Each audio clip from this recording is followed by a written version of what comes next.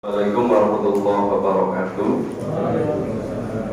Mari kita buka kembali Mushaf Al-Quran. Malam hari ini kita baca surat kedua ke-72, surat Al-Jin.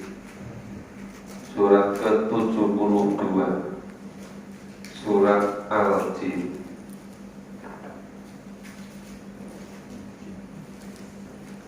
Ada 28 ayat dan bisa selesai. Jadi kalau hujan-hujan nggak begitu panas bisa cepat ya. Tapi kondusif. Kami baca, Bapak Ibu nyimak kemudian dirukan. A'udzu billahi minasyaitonir rajim.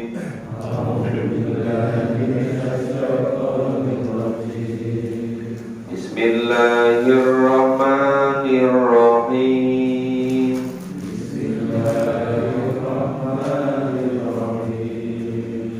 Qul uhiya ilayya annahu istama'a nafarun minal jinn.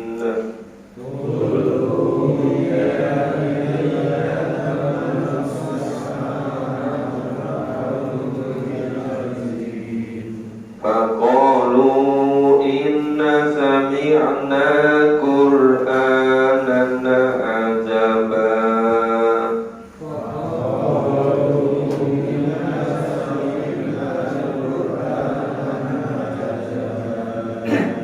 Yahdi ilar rusydi fa amanna bih.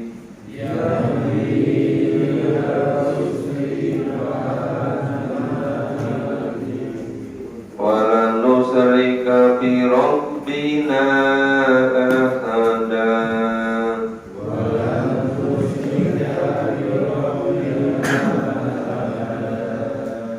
Wa annahu ta'ala jaddu rabbina.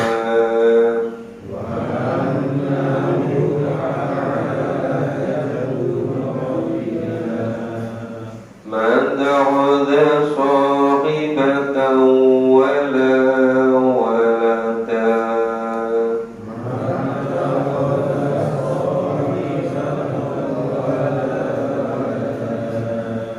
Wa annahu kana yaqulu safihun 'ala Allahi satata.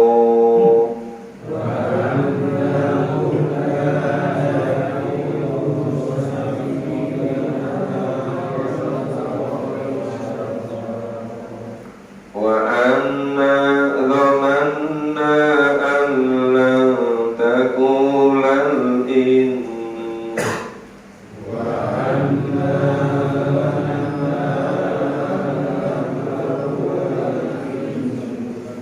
Lan taqulal insu wal jinnu 'ala Allahi kadhiba.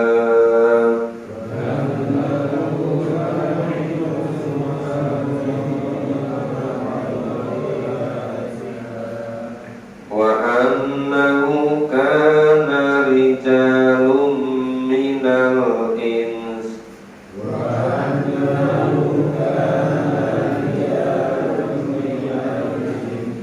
minal insi ya'uduna birijalin minal jinni fazaduhum rahaqa.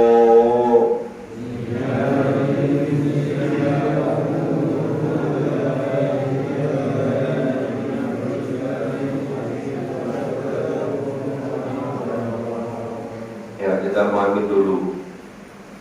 Jadi ketika Rasulullah dan para sahabat itu kira-kira sudah hampir 30-an tahun dakwah di Mekah dan sekitarnya, tapi masih sangat sedikit yang percaya pada Nabi, yang iman pada Nabi dan apa yang dibawa oleh Nabi, yaitu wahyu. Bahkan tekanan siksaan dari orang kafir, orang musyrik itu semakin hari semakin menjadi-jadi. Banyak sahabat yang sudah merasa tidak kuat. Rasulullah nyuruh beberapa untuk menjadi kurir, mau hijrah ke Taif. Nah, setelah informasi yang diterima, Taif bisa menerima. Maka Rasulullah dan beberapa sahabat hijrah ke Taif. Ternyata setelah sampai di Taif, itu orang-orang Taif sudah duluan dibujuk, difitnah oleh tokoh-tokoh Quraisy, orang-orang kafir, orang-orang musyrik, yang intinya supaya menolak Rasulullah dan para sahabat. Maka ketika Rasulullah sampai di Taif, itu bahkan diejek, dilecehkan. Sampai ada yang katakan, apa Allah gak ketemu orang lain yang lebih baik di Mekah, sehingga kok Muhammad dianggap jadi nabi. Itu kata-kata dari tokoh-tokoh kafir Quraisy yang disebarkan kepada orang Taif, orang nyampe itu pada nabi. Jadi merendahkan sekali pada nabi, nggak percaya.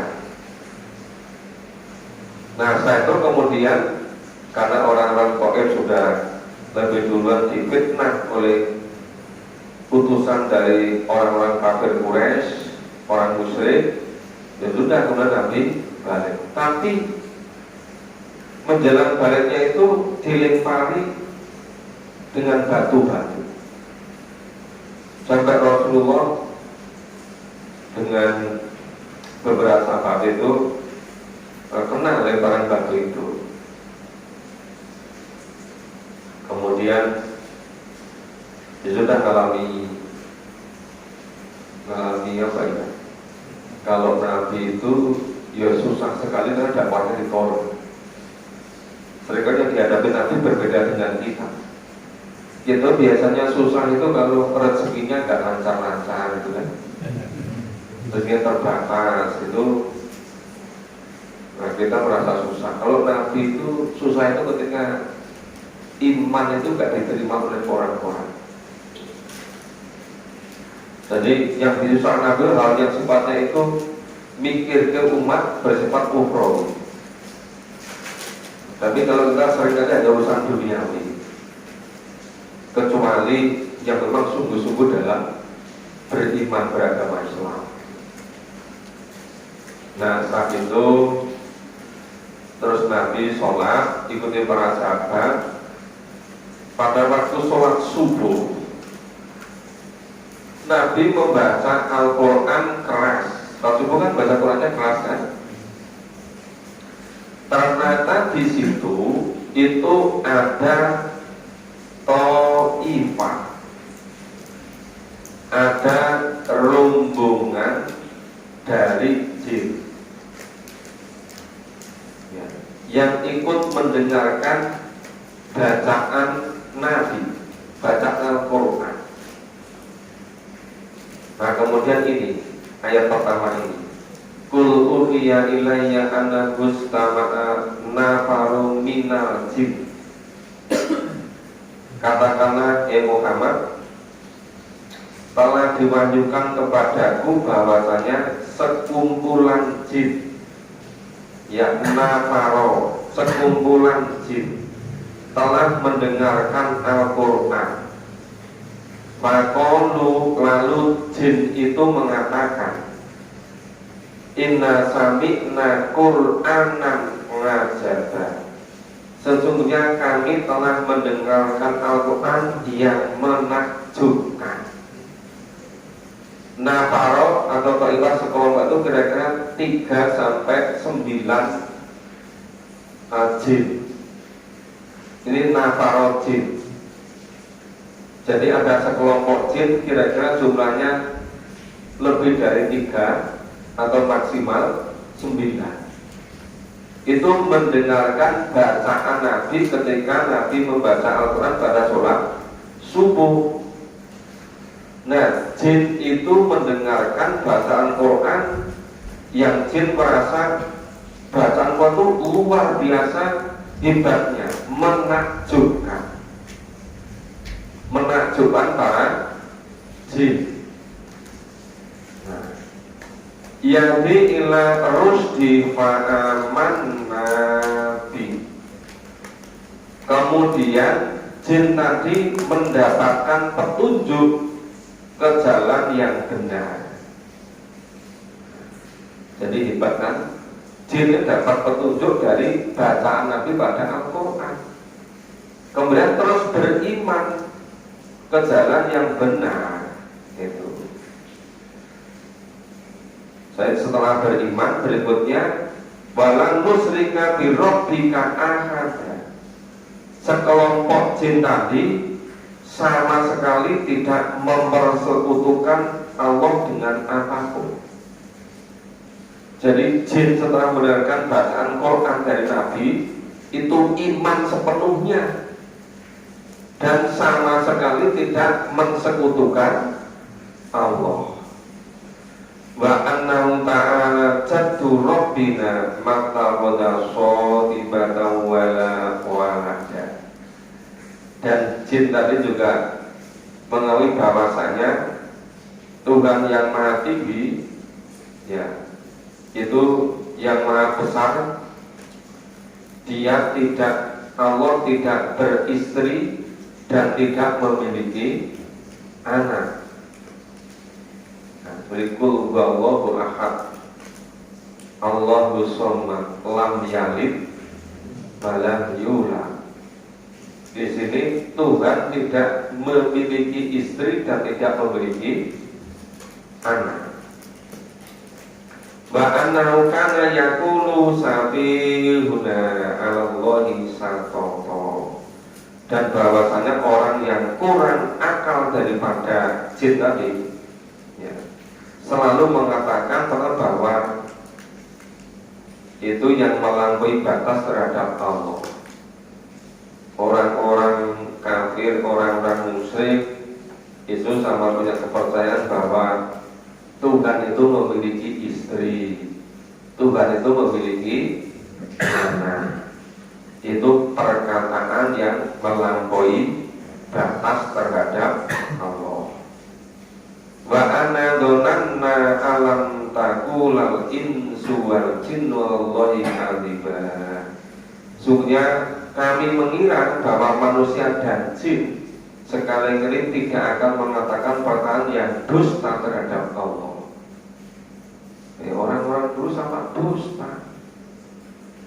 Maksud Tuhan beristri, maksud Tuhan memiliki anak.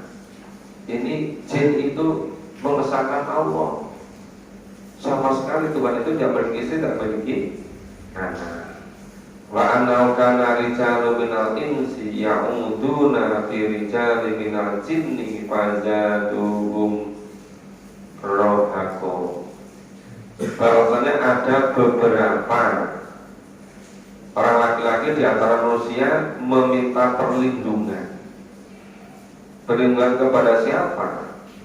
Perlindungan kepada selain Allah. Kepada beberapa laki-laki di antara jin. Maka jin-jin itu menambah bagi mereka dosa dan kesalahan. Bapak Ibu pernah enggak itu Ya, ternyata itu apa itu hidup matinya di situ. Lalu suaranya kok hilang? Pernah nggak ketika misalnya naik kendaraan, motor atau mobil atau kereta atau bis, itu katanya ketika melewati tempat yang dikeramatkan, itu ada yang lakson itu, gitu, iya kan? Dan ternyata itu sudah ada semenjak zaman dulu. Dari zaman Nabi sudah ada begitu.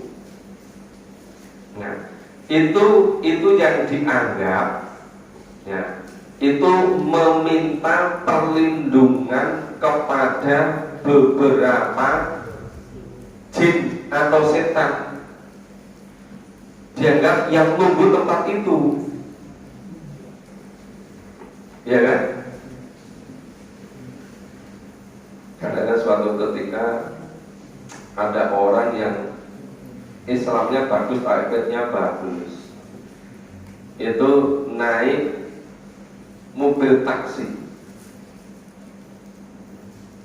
Sopirnya ini bagus, tapi penumpangnya itu ketika melewati tempat yang dikeramatkan tadi, penumpang kita, supaya sopirnya membunyikan klaksonnya. Sopirnya nggak mau, karena sopir itu termasuk dianggap minta pertolongan atau percaya kepada jin yang nunggu di situ. Itu termasuk minta pertolongan kepada makhluk. Padahal seluruh makhluk manusia, seluruh isinya itu yang paling mulia adalah manusia. Manusia tidak pantas minta perlindungan kepada jin atau setan. Nah, sopir itu nggak mau, penumpang maksa suruh bunyikan. Sopirnya nggak mau, akhirnya apa? Penumpang itu buka jendela, mengatakan ting ting sebagai penggantinya.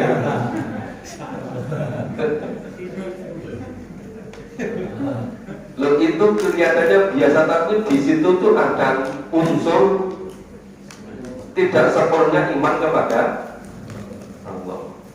Jadi sekarang itu kita beragama yang paling sulit untuk diatasi. Pertama itu masalah kemusyrikan, yang kedua masalah kemunafikan.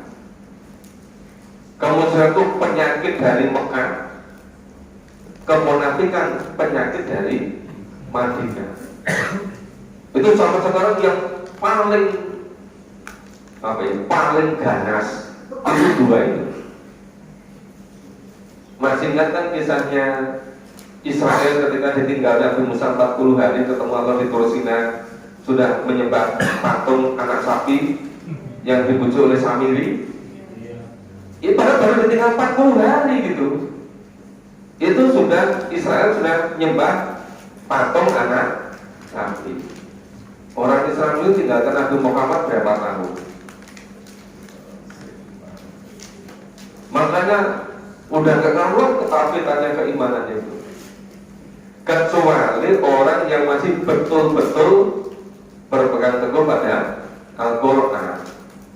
Itu berapapun lamanya gak itu persoalan, karena memang kuncinya itu pada Al-Quran.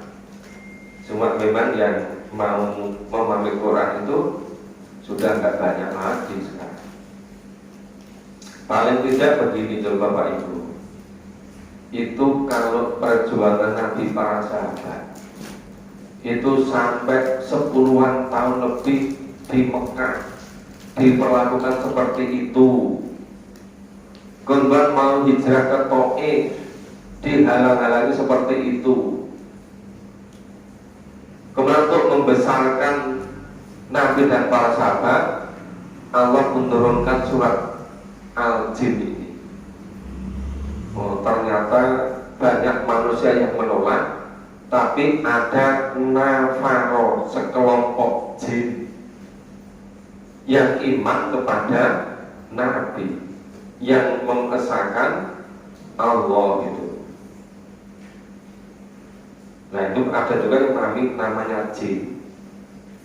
Jin itu artinya jin dari kata jannana, itu yang tidak kelihatan. Maka kandungan dalam rahim disebut dengan janin, belum kelihatan kan? Maka surga itu disebut dengan jannah. Sekarang belum kelihatan, kecuali orang-orang yang memahami Quran oleh gambaran surga neraka itu jadi jelas. Tapi wujud yang sebenarnya itu masih jannah, masih tertutup. Ya, jin itu aslinya tidak bisa dilihat orang. Tapi ada yang memilih jin itu artinya asing. Jadi sekelompok jin mendengarkan bacaan Al-Quran. Ada yang memahami sekelompok orang asing dari suku tertentu mendengarkan bacaan Al-Quran Nabi, belum mendengarkan, kemudian iman, kemudian terus mengesahkan Allah. Saya itu kemudian kembali kepada kaumnya. Setelah kembali kepada kaumnya, itu berdakwah di situ. Terus suatu ketika kembali satu suku bersama-sama, itu menyatakan keislaman pada Nabi. Nah, jadi Nabi itu diutus kepada jin dan manusia. Ada yang memahami jin memang makhluk yang terciptakan dari api. Itu jin yang artinya nggak kelihatan. Tapi pada yang lain jin itu dari artinya itu asing. Jadi disebut nafaro di situ kelompok orang asing. Ya monggo memahaminya. Sekarang kita baca selanjutnya. Yang kedua jin bacanya. A'udzu billahi minasyaitonir rajim.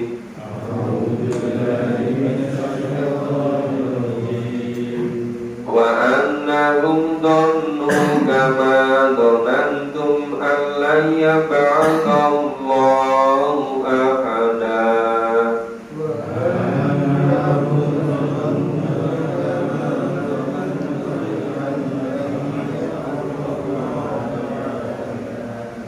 Wa anna lamasna as-samaa'a fawajadnaha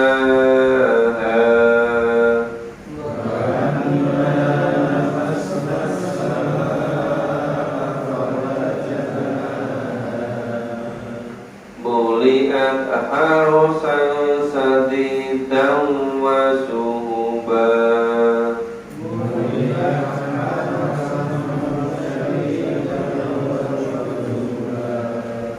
Wa anna kunna na'udhu minha maq'ida lis-sam'.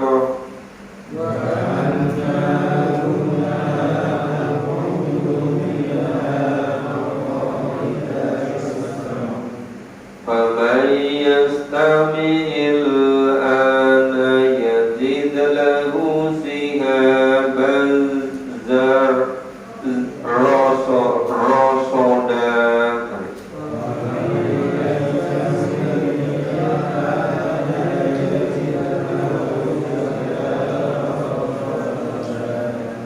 Wa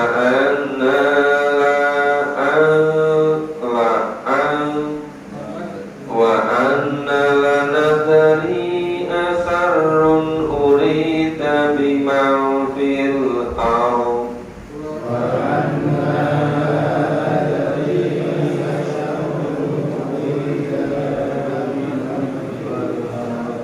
Am arada bihim rabbuhum rasada.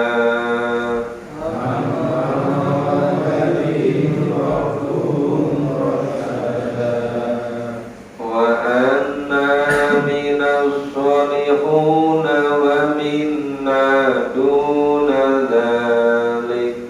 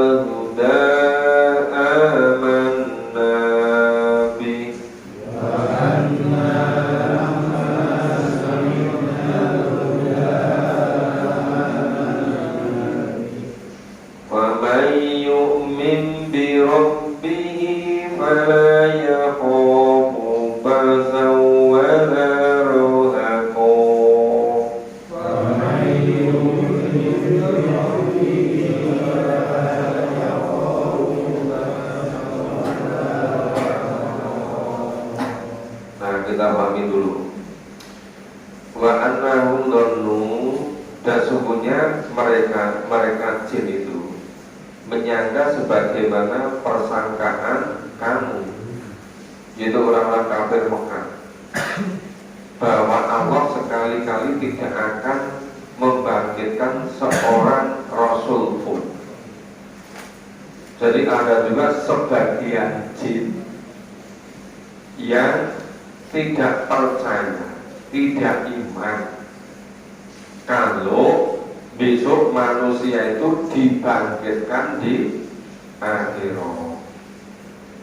Dan sungguhnya kami telah mencoba mengetahui rahasia langit, maka kami mendapatkannya penuh dengan penjagaan yang kuat dan panah-panah api. Jadi itu pernah saya baca. Ini asbab nuzulnya begini. Jadi dulu sebelum diutus Nabi Muhammad itu Allah menyampaikan wahyu kepada Nabi, para Rasul melalui perkataan malaikat.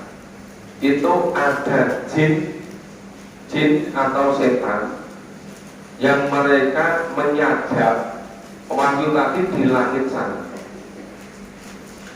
Jadi wahyu yang akan disampaikan pada Nabi, para Rasul itu disadap oleh jin, oleh setan.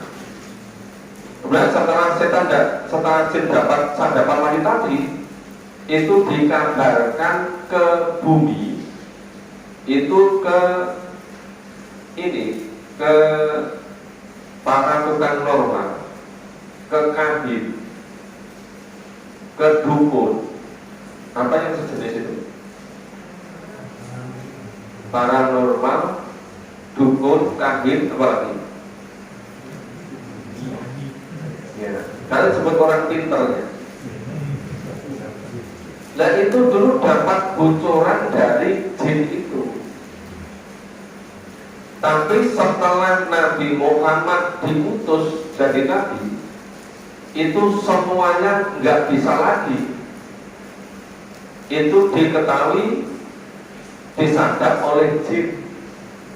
Karena begitu jin itu mendengarkan suara wahyu, itu langsung kena lemparan dari pecahan-pecahan bintang, atau kena sinar dari sinar bintang yang menghalang-halangi jin untuk mendengarkan wahyu. Ya, jadi semenjak Nabi Muhammad sebetulnya sudah tidak ada lagi paranormal yang dapat bocoran dari jin. Jadi kebanyakan paranormal sudah nggak normal itu. Tidak dengan zaman sebelum Nabi Muhammad dapat bocoran-bocoran dari jin tadi. Ya. Makanya ini jin-jin tadi itu sama nggak ketemu jalannya, sudah tertutup. Terus sesungguhnya kami dahulu dapat menduduki beberapa tempat di langit itu untuk mendengarkan berita kewahyuan. Tetapi sekarang maksudnya setelah Nabi Muhammad itu, barang siapa yang mencoba mendengarkan seperti itu, tentu akan dijumpai panah api yang mengintai untuk membakarnya.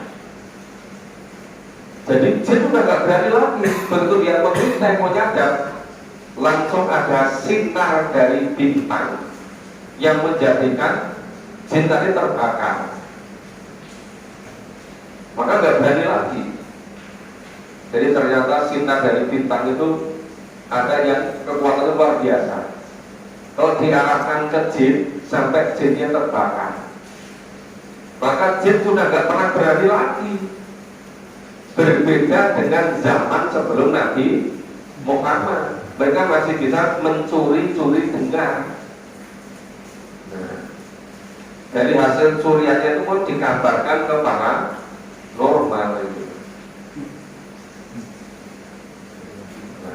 Dan sesungguhnya kami tidak mengetahui dengan adanya penjagaan itu apakah keburukan yang dikehendaki bagi orang-orang di bumi ataukah Tuhan mereka menghendaki kebaikan bagi mereka. Jadi jin-jin tadi juga sama bingung, ini kenapa ini? Kok semenjak diutus Nabi Muhammad yang setelah dia dengarkan dakwah yang sangat baru tadi, mereka sama sekali sudah tidak bisa mencuri-curi dengar. Begitu mau ngintip dengar, itu langsung kena sinar dari bintang, kemudian mereka terbakar, sehingga sudah tidak berani lagi. Dan sungguhnya di antara kami ada orang-orang yang soleh, dan di antara kami ada pula yang tidak demikian halnya. Adalah kami menempuh jalan yang berbeda-beda. Jadi di kalangan jin juga kalangan manusia ternyata berbeda-beda. Ada yang iman kepada Al-Quran, ada yang tidak iman kepada Al-Quran. Ada yang iman kepada Al-Quran, ada yang mengkufuri, mendustakan, mengingkari Al-Quran gitu. Dan sesungguhnya kami mengetahui bahwa kami sekali-kali tidak akan dapat melepaskan diri dari kekuasaan Allah di muka bumi, dan sekali-kali tidak pula dapat melepaskan diri daripadanya dengan lari, nggak pernah bisa. Jadi baik jin maupun manusia itu tidak pernah bisa lepas dari pengawasan Allah. Seluruh makhluk ciptaan Allah tidak pernah ada yang bisa lolos dari pengawasan Allah. Dan sesungguhnya kami tatkala mendengarkan petunjuk Al-Quran, kami beriman kepadanya. Dan barang siapa yang beriman kepada Tuhannya, maka ia tidak takut akan pengurangan pahala, dan tidak takut pula akan penambahan dosa dan kesalahan. Jadi orang-orang dan juga jin-jin yang beriman itu mereka tidak takut risiko apapun. Barangkali ada nanti konsekuensi dari iman itu, ada kekurangan, pengurangan terhadap kebaikan, atau penambahan dosa dan kesalahan. Jadi memang apa ya, yang namanya iman itu pun berisiko. Ya, berisikonya apa? Nah, bisa jadi banyak orang tidak senang. Ada kan semula ketika tidak tahu kalau itu Islamnya bagus, itu kerja di perusahaan, kerja di apa biasa. Tapi begitu dianggap Islamnya sungguh-sungguh, itu terus dicurigai, diisolir, dihambat karirnya, supaya tidak kerasan di situ, terus keluar itu. Nanti khawatir mempengaruhi yang lain. Ini termasuk risiko orang yang beriman. Dan kalau imannya kuat, lo nggak takut risiko. Tapi kalau imannya nggak kuat, ya sebentar-sebentar dianggap jadi risiko. Itu nih kelas Nabi, para sahabat, orang-orang sholawat soleh dulu, ya, memang dakwah itu resiko apapun tetap dilakukan. Tapi seringkali kita yang tinggal di Indonesia yang sangat nyaman, baik kemarau maupun hujan, seringkali malah dianggap sebagai halangan rintangan. Padahal hujan di Indonesia itu tidak sedingin di Eropa, di kutub utara, juga tidak sedingin musim dingin di Asia Timur, di Jepang. Kalau sana musim dingin bisa terbentuk es, bisa dinginnya itu bisa 10 derajat, 8 derajat. Di Kanada bisa minus itu, bisa terbentuk es semua. Tapi kenapa mereka tetap hidupnya begitu sungguh-sungguh? Sementara kita itu di Indonesia hujan itu paling dinginnya berapa derajat? Ada nggak di sini tuh yang dinginnya sampai 24-25 derajat? Mungkin termasuk paling dingin di sini ya. Pas hujan 25 derajat. Ya kalau panas paling berapa? 35-36 derajat Celcius. Nggak sampai 48-50 derajat kan? Ya, tapi seringkali panas jadi halangan. Kenapa nggak ngaji? Panas nanti keluar keringat bisa ya, kekurangan cairan, dehidrasi. Nanti kalau hujan kenapa nggak ngaji? Takut kedinginan masuk angin. Jadi semuanya kok jadi halangan itu. Apa mungkin karena yang lemah itu fisiknya atau keiman kepercayaannya gitu. Jangan-jangan fisik ini hanya perwujudan dari keyakinannya, keimanannya. Nah, makanya kenapa kalau orang kadang sungguh-sungguh itu musim dingin, musim panas tetap aja tidak mudah karena pengaruh. Oke, kita lanjutkan baca. A'udzu billahi minasy syaithanir rajim.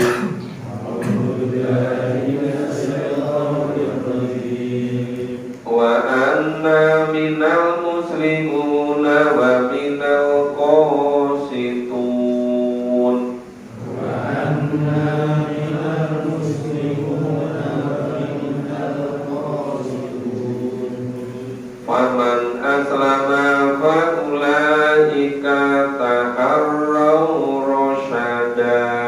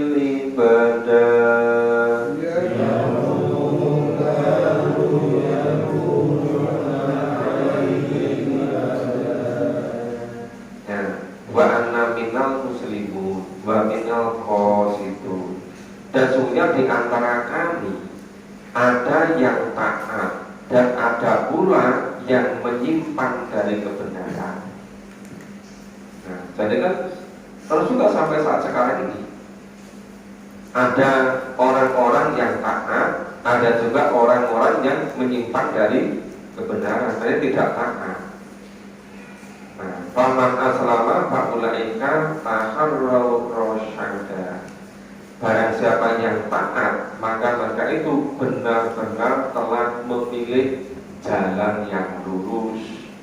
Jadi rosada itu jalan yang lurus. Dan adapun orang-orang yang menyimpang dari kebenaran, maka mereka menjadi kayu bagi neraka jahanam. Jadi yang menyimpang dari jalan Allah, yang tidak percaya, yang tidak iman, jadi kayu api neraka jahanam. Jadi bukan hanya disiksa di neraka jahanam, malah dijadikan kayu bakarnya. Juga ini sebenarnya kalau kita betul-betul memahami firman Allah itu, saya kira tidak akan lengah, ya, tidak akan berani hidup di dunia itu kemudian seenaknya. Pagi-pagi itu di masjid Quran kita baca di akhir surat Al-Mu'minun. Itu ketika Allah bertanya, kamu itu hidup di dunia berapa lama? Orang jawab, ya kami hidup di dunia itu sehari atau setengah hari. Allah jelaskan, loh tidak loh, kamu itu berdua itu sangat sebentar. Illa bakrabitum illa kolila, sangat sebentar. Ya sangat sebentar itu paling 1 jam, 1,5 jam, 2 jam itu, dibandingkan dengan di akhirat. Jadi hidup yang sebenarnya itu hidup besok di alam akhirat. Cuma masalahnya sayangnya itu kebanyakan orang tidak mau memahami Al-Quran. Dikira hidup itu ya hanya di dunia ini. Padahal di dunia itu tidak ada 1,5 jamnya. Hidup di dunia tidak ada 1,5 jamnya hidup di akhirat besok. Pada umur 60 tahun, 70 tahun, 80 tahun, itu sangat sebentar. Setengah hari tidak ada dibandingin kehidupan di akhirat. Tapi kenapa banyakkan orang kok tidak mau menyatakan diri untuk hidup yang selama-lamanya di akhirat? Semuanya dihabiskan hanya untuk hidup di dunia. Padahal dunia ini hanya sangat sebentar gitu loh. Nah, ini tadi wa amal qasidun maka nuli jahannam hatoba, orang-orang yang menyimpang dari kebenaran, maksudnya yang tidak ikuti Al-Quran itu, maka mereka menjadi kayu api bagi neraka jahanam. Jadi bahan bakar dari neraka jahanam gitu. Dan bahwasanya jikalau mereka tetap berjalan lurus di jalan itu, maksudnya mengikuti tuntunan Allah dan Rasul, memahami mengamalkan Quran, benar-benar Allah akan memberi minum kepada mereka air yang sangat segar, ya, rezeki yang banyak. Itu kalau betul-betul mengikuti Al-Quran. Nah, untuk Allah memberi cobaan kepada manusia, dan barang siapa yang berpaling dari peringatan Allah, niscaya akan dimasukkannya ke dalam azab yang sangat berat. Ya, yaslutuhu adaban so'ada, akan dimasukkan ke dalam azab yang sangat berat, yang amat berat. Ya, orang-orang yang berpaling dari peringatan Allah, orang-orang yang tidak mau mengimani kebenaran Al-Quran. Dan sesungguhnya masjid-masjid itu adalah kepunyaan Allah. Wa annal masajida lillah. Jadi masjid dimanapun di seluruh muka bumi itu ya milik Allah gitu. Karena milik Allah seharusnya ngaturnya harus sesuai dengan tuntunan Allah. Maka falan tada'u wallahi ahada, Maka jangan sampai ada seorang pun yang di masjid menyembah selain Allah. Nah sekarang di mana-mana masjid malah pusat untuk kemusyrikan. Padahal Allah sama sekali melarang seperti ini. Itu data, itu nanti besok pengurus masjidnya gimana di akhiratnya. Maka saya mulai sering menyampaikan kepada para pengurus masjid, ayolah punya target jamaahnya itu kan paham Quran dalam waktu berapa tahun, biar jamaahnya bisa selamat semua, besok bersama-sama masuk ke surga. Dan kebanyakan dari zaman dulu ada yang sudah ngurusi masjid sampai 30 tahun, 40 tahun, tapi belum punya keinginan jamaahnya paham Quran dalam waktu berapa tahun. Bahkan banyak organisasi keislaman, keagamaan sudah berpuluh-puluh tahun juga nggak punya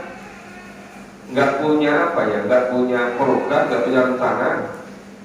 Itu sebenarnya pengikutnya itu nanti gimana besok di akhiratnya. Kok tidak diajak memahami Quran.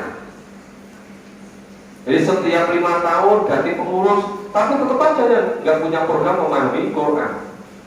Berpuluh-puluh tahun terus dari pergantian satu pengurus ke pengurus berikutnya, cuma sibuk ngurusi persoalan administrasi, tapi yang pokok memahami Quran sama sekali nggak direncanakan.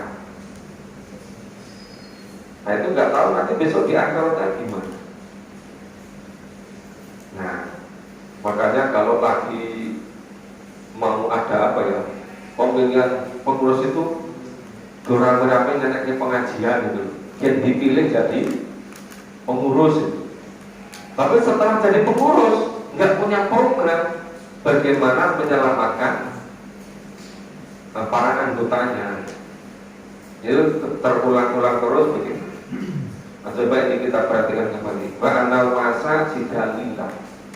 Dan bahwa seluruh masjid itu adalah milik Allah. Ini masa cita itu jamak. Masjid-masjid itu milik Allah. Nah, sekarang masjid itu cenderung dikuasai kelompok-kelompok tertentu. Harus mengikuti kemauan mereka, bukan menurut kemauan Allah. Kalau kemauan Allah itu kan ada tata cara ngurus masjid menurut Quran, ada kan? Tapi nggak memahami Quran, makanya diisi yang aneh-aneh gitu kan. Semuanya kita ada kecuali memahami Quran, loh jadi aneh itu. Terus fungsi masjid gimana itu nanti? Acara apa-apa di kegiatan dilaksanakan di masjid, cuma memahami Quran tidak diadakan, terbalik-balik kan. Nah, padahal ini masjid itu semuanya milik Allah. Maka manataka umallahi ahada. Jangan sampai ada di masjid itu orang yang mensekutukan Allah, yang punya sembahan selain Allah. Terus ayat 19, dan bahwasanya tatkala hamba Allah yaitu Nabi Muhammad berdiri menyembahnya, yaitu sholat, mengerjakan ibadah sholat, hampir saja jin-jin itu desak-desakan untuk mengerumuni Nabi, ikut-ikut gitu. Nah, kok malah jin-jin mau ikut sholat, orang-orang malah gak ikut sholat gitu. Ini terbalik-balik gitu ya. Nah ini ternyata baru sampai ayat 19, waktunya sudah mau habis. Jika belum bisa selesai sampai ayat 28, insya Allah yang akan datang kita lanjutkan. Sekarang sampai ayat 19 dulu ya. Harapan kami paling tidak pokok-pokok isinya surat Al-Jin itu betul-betul bisa dipahami. Jangan mau soal Al-Jin tetap aja Al-Jin, artinya nggak kelihatan, nggak cementel itu. Jadi ya supaya paling enggak esensinya itu teringat. Oh, surat Al-Jin itu isinya begini gitu. Sehingga itu nanti bisa memperbaiki keimanan kita. Silakan. Sambil kembalikan Bapak Ibu ada yang bertanya. Kalau mau perkenalan dengan jin, silakan. Tanya, Pak. Silakan, Pak. Assalamualaikum warahmatullahi wabarakatuh. Dunia manusia dan dunia jin kan beda ya, Pak. Iya. Nabi Muhammad diutus itu untuk menjadi mengajarkan kepada manusia dan jin. Dan kalau manusia dengan manusia kan jelas ya cara yang berdakwah caranya. Tapi kalau dengan jin bagaimana cara menyampaikan, Pak? Untuk belajarnya, Pak? Selama yang kami pahami di dalam Al-Quran, memang tidak ditemukan ada Nabi Rasul yang khusus pada jin. Tapi rasanya dunia ini kan ada dunia manusia, ada dunia jin, ada dunia setan. Ya dunia setan sama iblis itu satu dunia. Jin dunia yang lain, manusia yang lain. Jadi kalau jin itu ada yang iman, ada yang kafir. Seperti manusia. Cuma kita tidak memperinformasi dalam Quran apa ada yang khusus untuk jadi nabi, jadi rasulnya jin. Tapi bagi yang memahami jin tadi artinya orang asing, ya sama, nabinya Nabi Muhammad, rasulnya juga Muhammad gitu. Jika bukan menggunakan kitab suci Al-Quran. Kemudian ketika itu kepada manusia kan itu jelas kelihatan. Terus kepada jin bagaimana? Kepada jin ya tentu ada pertanggung jawab tersendiri karena di dunia jin. Dan kalau di ayat disebutkan tugas Nabi itu kafatan linnas, kepada seluruh umat manusia gitu. Kafatan linnas. Maka agama itu agama dakwah. Karena untuk seluruh umat manusia gitu. Ya nanti yang urusan dengan jin mungkin tersendiri ada. Ya. Ini terbatas pada surat jin, menjelaskannya nggak sampai di situ. Dan kami juga belum menemukan di ayat surat yang lain nanti kelanjutan jinnya itu seperti apa. Mungkin ada informasi tersendiri bagi jin. Dan sebenarnya ciptaan itu kan tak terhingga banyaknya kita baru satu jenis dari makhluk ciptaan Allah. Bisa jadi di tata surya pada yang lain itu banyak makhluk-makhluk yang lain. Karena bintang-bintang tata surya itu terhingga banyaknya, kemampuan manusia menghitung itu baru sekitar 6 juta. Jadi perkiranya masih banyak lagi yang belum dihitung oleh manusia, yang belum bisa dideteksi oleh manusia di tata surya bintang-bintang itu. Nah begitu. Mungkin masih ada yang lain, silakan.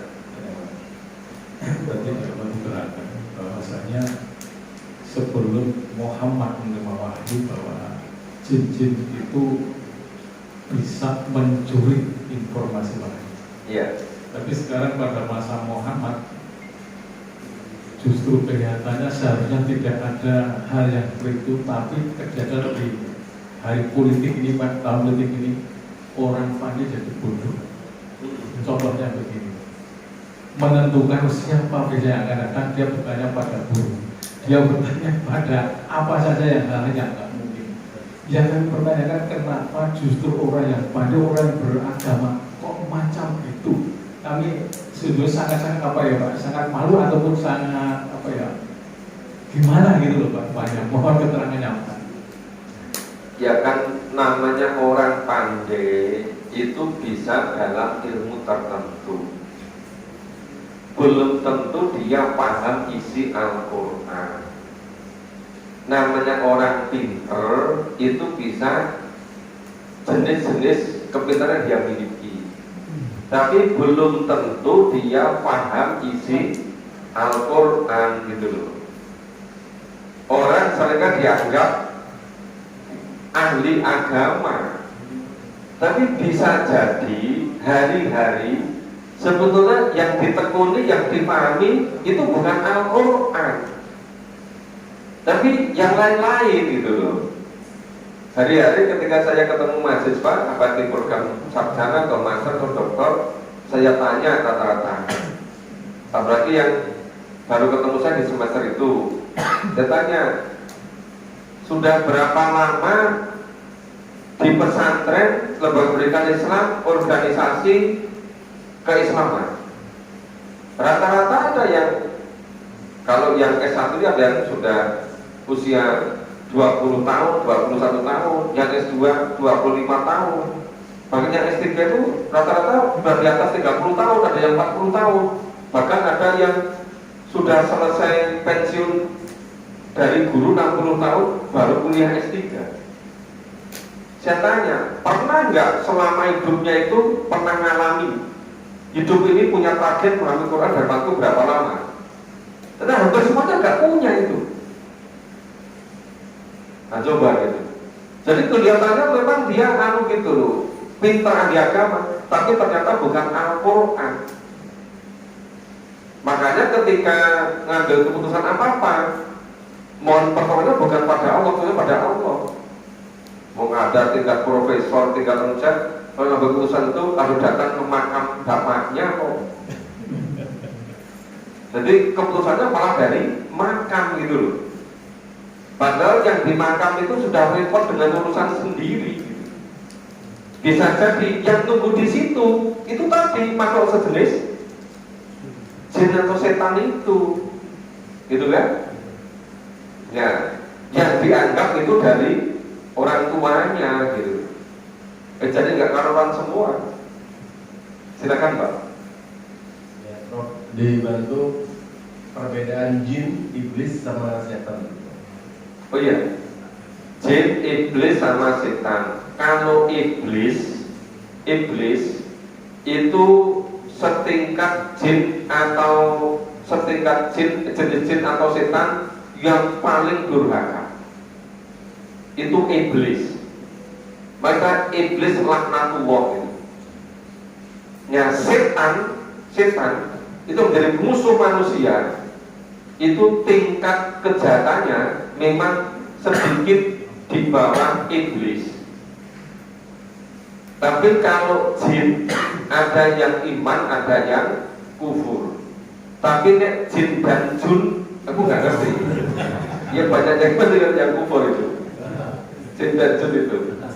Nah, ini selama yang kami pahami dari Al-Quran, memang ada 3 alam gitu tadi.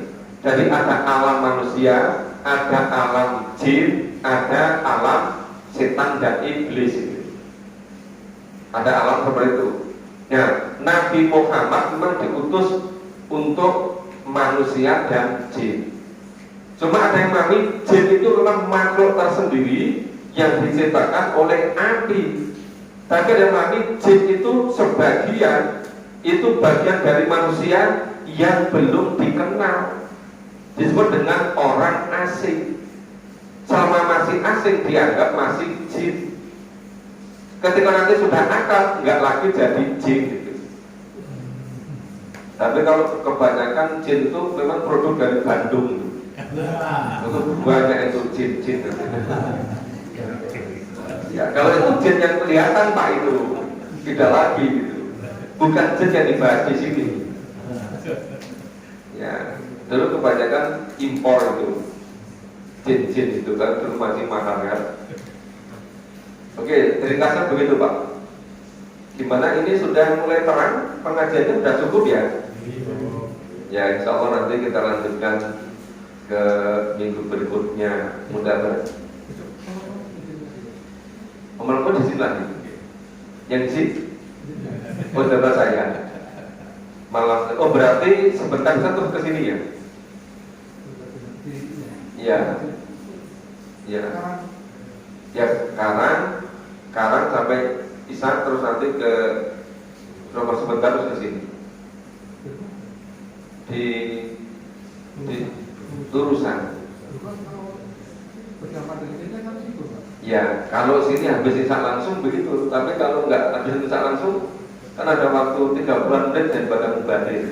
Karena inal mubadirnya karena manusia yakin bro. Jadi mengurangi peluang setan dikit-dikit, biar setannya nggak gabung gitu. Jadi yang di masjid Pakistan tetap aja mungkin 30 menit terus ke sini. Ya, jadi insya Allah ketemu malam Kamis. Kalau besok malam Rabu di masjid At-Taqwa. Ya, ya sebentar Pak, judulnya semuanya sebentar Pak. Ya, pengajiannya sebentar beda dengan sebentar kan. Ya. Demikian Bapak Ibu semua, semoga kita bisa memahami apa yang ditunjukkan oleh Allah dan senantiasa semakin senang memahami dan mengamalkan apa yang ditunjukkan Allah, sehingga kehidupan kita di dunia yang sangat sebentar ini resikonya kita gunakan untuk menyiapkan diri untuk perjalanan hidup yang sebetulnya hidup yang selama-lamanya di akhirat itu. Semoga bermanfaat. Mohon maaf kekurangan dan salahnya. Assalamualaikum warahmatullahi wabarakatuh. Pada saat Bapak Ibu itu pengusaha siap Al-Quran dan Al-Quran bukti sambil sakit mendet mengganti sanipun lan sakit ngamalaken wonten sampun. Bapak Ibu lan dengan sampun paripurna sampun aku kali kesol namun tidak dosa kasambit monggo pengusaha yang dahulu kita kasih kanthi wasap tablik loderaken. Alhamdulillahirabbil alamin. Kok pilih hake kula dherekaken menggalampai nanti corong kedah pikiran di kalpatan nyuwun lumtringse samoga pelaksana wasana bila wassalamualaikum warahmatullahi wabarakatuh.